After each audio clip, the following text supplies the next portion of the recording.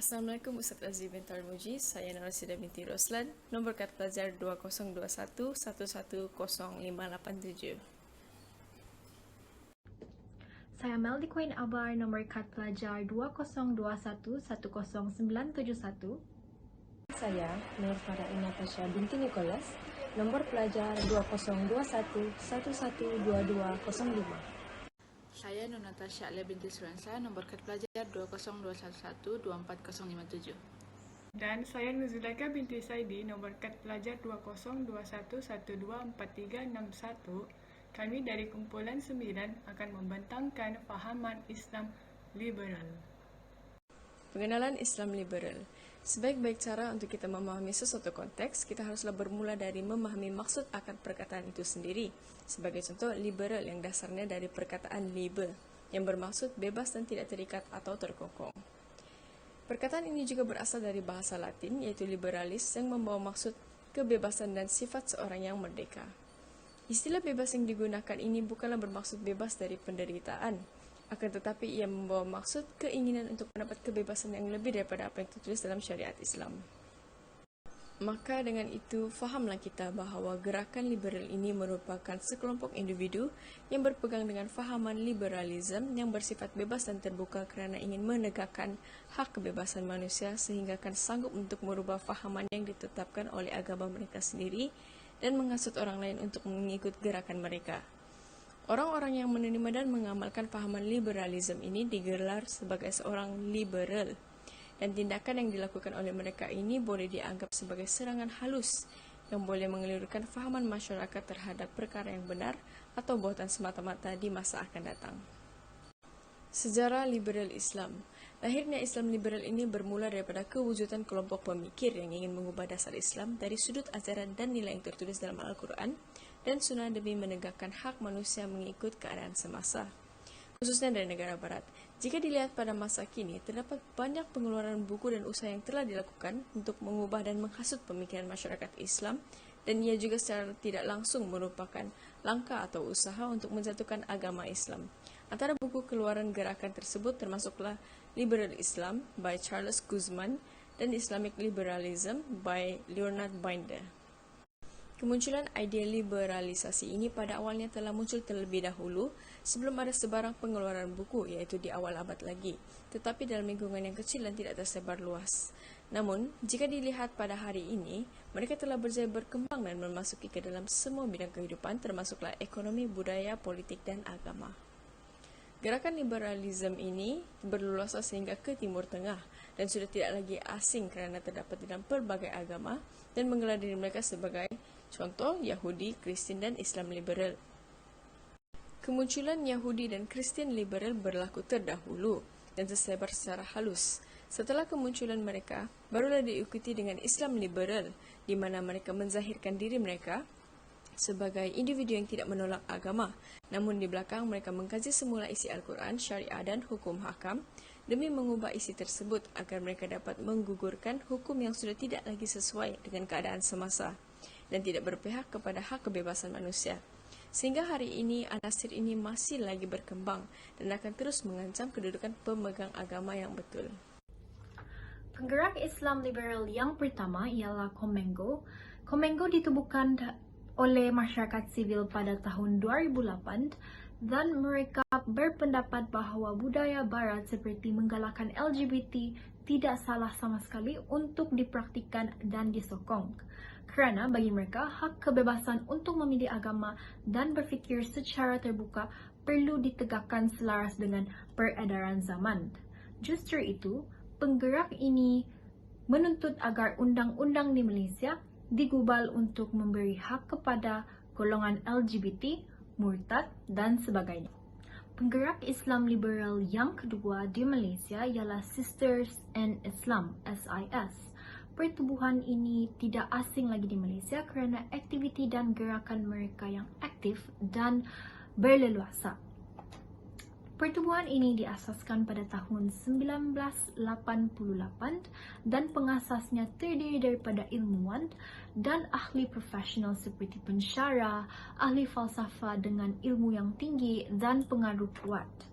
Oleh sebab pengaruh yang kuat daripada pengasas-pengasas ini yang menyebabkan orang Islam mudah terpengaruh dan terjerumus dengan taktik halus mereka yang cuba membetulkan agama Islam yang benar. Antara individu yang terkenal dalam Sister in Islam SIS ini ialah Zainah Anwar dan Marina Mahathir. Penubuhan Sister in Islam ini lebih kepada menuntut hak feminisme dan gerakan ini mengamalkan konsep menyeleweng dan dari ajaran agama Islam yang benar. Penegasan mereka terhadap hak kebebasan dan hak feminisme mengikut akal dan fikiran sendiri sehingga mencabar dan mengkritik institut agama Islam. Kerana ingin mencapai matlamat dan tidak ingin hak asasi wanita mereka ditindas. Dalam program atau aktiviti Sisters in Islam, mereka mempunyai 4 bahagian dalam projek SIS bagi melaksanakan matlamat mereka. Dalam bahagian pertama iaitu penyelidikan, pegawai atau sesiapa yang terlibat, individu yang terlibat dalam SIS, mereka akan melakukan kajian tentang isu-isu semasa yang berkait rapat dengan hak wanita. Itu dalam bahagian 1. Dan dalam bahagian kedua, pendidikan awam, mereka akan mengadakan forum, camp motivasi, bengkel atau seminar kepada ibu-ibu tunggal, pelajar remaja, wanita-wanita dan antara golongan-golongan tersebut, mengadakan latihan untuk mereka. Dan yang ketiga, advokasi dan pembaharuan undang-undang. Bahagian ini merupakan rujukan atau panduan bagi mana-mana individu untuk mendapatkan khidmat, nasihat dan prosedur undang-undang berkaitan Sisters in Islam. Dalam bahagian yang terakhir, iaitu sumber dan perpustakaan.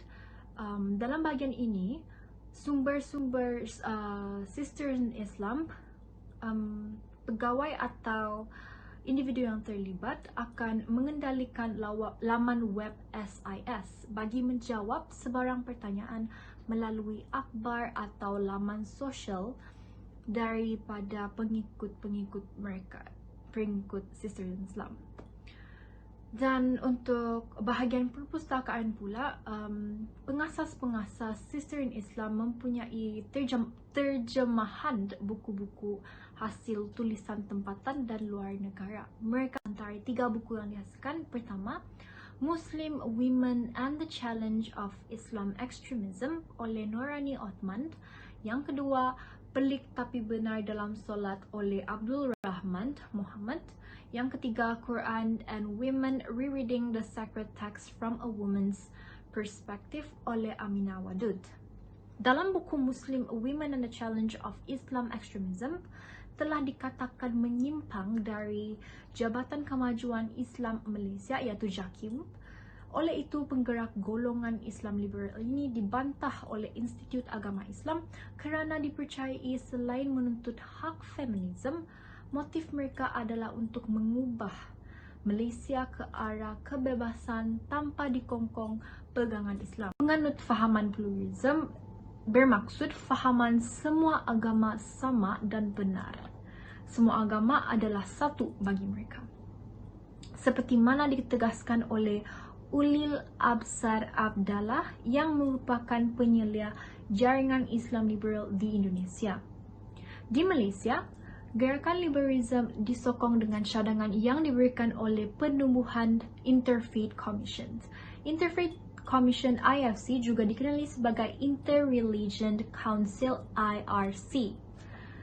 IFC juga merupakan penubuhan yang bercanggah dengan undang-undang Islam yang diiktiraf kerana cadangan IFC yang dilihat seperti mempersamaratakan semua agama dengan agama Islam bagi mewujudkan kebebasan berfikir dan berpendapat seperti agama lain dan mentaliti orang barat yang hidup bebas. Yang kedua ialah golongan anti-hadis, di mana penolakan untuk menggunakan hadis dengan mempertikaikan cara dan fahaman yang ditafsirkan dalam Al-Quran. Mereka berpendapat bahawa Al-Quran yang digunakan pakai hingga ke hari ini merupakan ketinggalan zaman dan perlu digubal mengikut peredaran zaman sekarang. Dan mereka berpendapat bahawa kepercayaan yang dianuti perlu seiring dengan peredaran zaman, seperti yang dikatakan. Dan maka wujudnya slogan membuka dan membebaskan tafsiran Al-Quran yang menjadi prinsip motif gerakan mereka. Liberalisasi syariah. Golongan liberal Islam ini adalah satu golongan yang ingin melakukan perubahan metodologi ijtihad. Tujuan utama mereka adalah untuk merubah hukum-hukum agama Islam agar dapat disesuaikan dengan perkembangan zaman. Golongan liberal Islam ini telah memperjuangkan persamaan hak antara wanita dan lelaki dan perkahwinan pasangan berlainan. Malahan, Dr. Zainun Kamal dari UIN dikatakan telah menjadi kadi dalam menikahkan puluhan atau ratusan pasangan yang berbeza agama. Selain itu, di Institut Agama Islam Negeri Semarang telah muncul gerakan yang mengizinkan perkahwinan sejenis homoseksual dengan terbitnya buku berjudul Indahnya Kawin Sejenis. Dalam buku ini telah digariskan beberapa strategi yang perlu dilakukan bagi menghalalkan perkahwinan sejenis di Indonesia. Antaranya ialah mengorganisasikan kaum homoseksual untuk bersatu bagi merebut hak-hak mereka yang dirampas oleh negara. Terusnya, Kumpulan Islam Liberal Indonesia di bawah penyeliaan Dr. Musda Mulia memberikan beberapa perubahan hukum Islam. Antaranya ialah Pasal 9, iaitu ijab kabul boleh dilakukan oleh isteri atau suami atau sebaliknya. Pasal 54, iaitu perkahwinan berbeza agama antara Muslim dan Muslimah dengan non-Muslim adalah disahkan. Akhir sekali, menurut Musda, penolakan homoseksual adalah tidak berasas. Hal ini kerana mereka berpendapat bahawa para ulama yang melakukan penafsiran sempit terhadap ajaran Islam. Liberalisasi Al-Quran. Islam liberal juga telah menggugat kesucian kitab suci Al-Quran dengan melakukan kritis terhadap Al-Quran. Lutfi Syaukani, pengasas jaringan Islam liberal di Jakarta, mengatakan sebahagian besar kaum muslimin meyakini bahawa Al-Quran dari halaman pertama hingga halaman terakhir merupakan kata-kata Allah yang diturunkan kepada Rasulullah secara langsung, baik dalam lafaz maupun makna. Seterusnya, kumpulan Islam liberal juga telah mengkritik Al-Quran menggunakan kaedah penafsiran hermeneutika. Pada awalnya, hermeneutika ini digunakan oleh pemikir barat untuk memahami kitab Bible. Akhir sekali, Arkaun menganggap bahawa Al-Quran itu tidak suci dan mulia, sama dengan buku yang dapat dianalisa dan dikaji semula dengan keadaan dan situasi yang tertentu. Dalam Al-Quran dan hadis, terdapat beberapa sabda Rasulullah SAW yang dapat kita gunakan sebagai perisai untuk mendepani gelombang Islam liberal ini. Ayat 19 Surah Al-Imran yang terjemahannya bermaksud, sesungguhnya agama yang diredai di sisi Allah itu hanyalah Islam. Sokongan Barat terhadap Islam liberal. Seperti yang kita sudah lihat kini, agama Islam merupakan agama yang sering dianggap sebagai agama yang sering melakukan penindasan terhadap orang lain dan semakin dipandang remeh oleh masyarakat. Kewujudan Islam liberal pada masa kini sangat memberi impak yang negatif dan mendatangkan banyak perubahan kepada kepercayaan agama Islam yang sebenar. Islam liberal adalah istilah yang dicipta oleh Barat sebagai suatu modus operandi untuk mengelirukan umat Islam. Penjajahan yang berlaku dahulu sebelum zaman kemerdekaan telah mengembangkan lagi golongan liberalisme di kalangan umat Islam. Semenjak kurun ke-16 hingga kurun ke-20, umat Islam dijajah oleh pelbagai kuasa Eropah. Mereka diperkenalkan dengan sistem pemerintahan, pentadbiran dan pendidikan sekular Barat. Faktor kelemahan dalam masyarakat Islam secara tidak sengaja telah membuka ruang untuk golongan itu untuk menyebarkan usaha mereka dan dalam pemodenan dan menyelewengkan lagi pemikiran umat Islam. Perkembangan sekularisme, modernisme dan liberalisme yang berkembang di Barat telah mempengaruhi perkembangan yang berlaku dalam masyarakat Islam di tanah jajahan semakin meluas. Salah satu penyokong terbesar Islam Liberal merupakan RAND Corporation. RAND merupakan singkatan untuk Research and Development yang ditubuhkan pada tahun 1946 sebagai satu projek penyelidikan, Projek RAND, khusus untuk pasukan tentera udara Amerika 26, United States Army Air Forces. RAND Corporation telah mengeluarkan beberapa cadangan kepada pemerintah Amerika Syarikat yang bertajuk Civil Democratic Islam Partner Resources and Strategies pada tahun 2003. RAND Corporation juga telah mencadangkan pemerintah AS untuk menjalin kerjasama dengan kelompok modernis dan tradisionalis termasuk kelompok Sufi untuk membendung perkembangan kelompok fundamentalis yang dianggap sebagai penghalang perkembangan demokrasi. Jaringan Islam Liberal. RAND Corporation telah menerbitkan sebuah hasil laporan dipimpin oleh bekas wakil Jabatan Pertahanan Amerika Syarikat yang dikenali sebagai Angel Rabasa yang bertajuk Building Moderate Muslim Network pada tahun 2007. Buku ini mengandungi pelbagai strategi sebab-sebab Amerika Syarikat bertungkus lumus dalam membina rangkaian Islam moderat di seluruh dunia Islam. RAND Corporation mengucapkan ribuan terima kasih sebagai tanda penghargaan dalam buku itu kepada Anwar Ibrahim yang merupakan bekas timbalan Perdana Menteri yang ketika itu sedang mengajar di University Georgetown, Amerika. Hanya Anwar Ibrahim sahaja yang berasal dari Malaysia, 7 orang dari Indonesia, 4 dari Filipina dan 3 lagi dari Singapura. Mereka yang tersenarai di atas merupakan pejuang Islam yang dijemput untuk memberikan fahaman dan idea Islam liberal dalam memperjuangkan demokrasi, liberalisme dan pluralisme. Laporan ini adalah untuk sebuah pembentukan model jaringan Muslim moderat, khususnya untuk dunia Islam yang dianggap mempunyai pandangan dan misi yang sama dengan nilai serta prinsip Amerika Syarikat untuk bersaing dengan kaum fundamentalis. Seperti yang dinyatakan dalam dokumen itu, Amerika Syarikat akan dapat keuntungan secara tersurat ataupun tersirat hasil daripada penyebaran agenda nilai demokrasi liberal yang terdiri daripada nilai toleransi, kesamaan, hak asasi manusia dan penegakan undang-undang. Demi untuk mengusahakan perkara tersebut, Jabatan Luar Negara AS bersama dengan USAID, US Agency for International Development, ditugaskan untuk mempromosikan nilai-nilai di atas.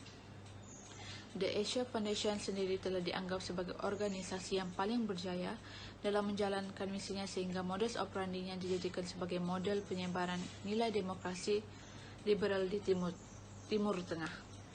Terdapat beberapa strategi atau langkah yang perlu diambil dan dipraktikkan untuk membina Muslim moderat. Ibu bapa juga memainkan peranan dengan menghantar anak-anak mereka ke sekolah agama dan bukan sahaja ke sekolah kebangsaan, agar kita mendapat ilmu yang seimbang, iaitu ilmu dunia dan ilmu agama, supaya kita tidak sahaja berjaya di dunia tetapi juga di akhirat kelak. Di samping itu, memperbanyakkan ceramah atau program keagamaan juga akan membantu masyarakat untuk mengenal Islam dengan lebih baik. Ia juga salah satu usaha untuk mendekatkan diri kepada Allah Subhanahu wa Ta'ala. Program keagamaan yang dijalankan di Malaysia antaranya ialah membaca Al-Quran atau khatam Al-Quran, Qiyamul Lail dan sebagainya. Pada masa kini, isu yang kritikal di mana ada penyakit ataupun virus COVID-19 yang virus tersebut sangat berbahaya kerana ia mampu membawa maut. Buat masa sekarang, program-program keagamaan tidak dapat lagi dilakukan secara fizikal dan terbuka kerana masyarakat dinasihatkan untuk terus duduk di rumah bagi mengelakkan diri daripada terkena jangkitan COVID-19. Namun demikian, di dalam era globalisasi, pada masa kini, berbagai maklumat dan cara telah dapat diperolehi dengan mudah. Terdapat pelbagai rangkaian laman web dan aplikasi telah diwujudkan oleh para cendekiawan yang bijak pandai dalam teknologi maklumat untuk membantu masyarakat terus berhubung tidak kira di mana juga keberadaan mereka. Dengan ini, program keagamaan dapat diteruskan secara dalam alam maya dan dapat dikongsikan dengan lebih ramai orang di luar sana. Dengan berbuat demikian, umat Islam dapat mempelajari Islam yang sebenar-benarnya walaupun secara alam maya, dan ini adalah salah satu strategi untuk membina Muslim yang moderat. Seterusnya, semua pihak haruslah membuat tapisan atau memeriksa maklumat dan isu yang dikongsikan di laman web maupun sosial media. Akhir-akhir ini terdapat pelbagai berita atau isu yang tidak benar yang telah dikongsikan kepada orang ramai melalui internet. Terdapat golongan yang menyalahgunakan kemudahan dan golongan yang tidak bertanggungjawab dengan membuat turun berita palsu atau kenyataan yang tidak benar sehingga tular ke semua rangkaian yang ada. Pada hujung tahun 2020, ramai orang menerima berita bahawa Muslim Pro, iaitu aplikasi mudah ahli Islamik yang menawarkan pelbagai fungsi seperti pemberitahuan waktu solat, arah kiblat, bacaan Al-Quran dan sebagainya. Aplikasi tersebut menghadapi isu di mana orang ramai diminta untuk menghapuskan aplikasi tersebut kerana ia dipercayai menjual maklumat atau data pengguna mereka kepada tentera Amerika Syarikat. Berita itu amat membimbangkan umat Islam dan kebanyakan daripada mereka telah menghapuskan aplikasi tersebut serta-merta. Muslim Pro mengeluarkan satu kenyataan di mana mereka tidak sama sekali dan tidak pernah melakukan perkara tersebut. Malahan syarikat tersebut juga memberitahu kepada pengguna mereka bahawa mereka sangat komited dalam menjaga maklumat peribadi dan data pengguna mereka. Semua pihak haruslah memainkan peranan masing-masing dengan mengambil langkah berjaga-jaga agar tidak terpedaya dengan berita palsu yang tular di laman web atau di pelbagai platform lain. Sudah terang lagi bersuluh bahawa fahaman atau pemikiran Islam liberal ini adalah sangat bahaya dan tidak baik bagi akidah umat Islam kerana ia mampu menjejaskan akidah umat Islam pada masa kini dan masa akan datang. Pentingnya orang-orang Islam mempunyai fahaman yang betul tentang Islam itu sendiri bagi mengelakkan diri daripada terjerumus ke arah pemikiran yang negatif seperti pemikiran radikal yang membuat seseorang taksub dan fanatik sehingga membahayakan diri dan yang paling teruk membunuh diri akibat fahaman yang tidak berlandaskan hukum dan aturan Islam yang benar. Dengan ini, kami tekankan lagi kepada seluruh umat Islam untuk sentiasa berwaspada dengan apapun bentuk pemikiran yang mampu merosakkan keyakinan dan keimanan kita. Islam yang benar adalah Islam yang berlandaskan Al-Quran dan sesuai ajaran yang disampaikan oleh Nabi Muhammad SAW. Sesungguhnya agama yang diredai di sisi Allah hanyalah Islam.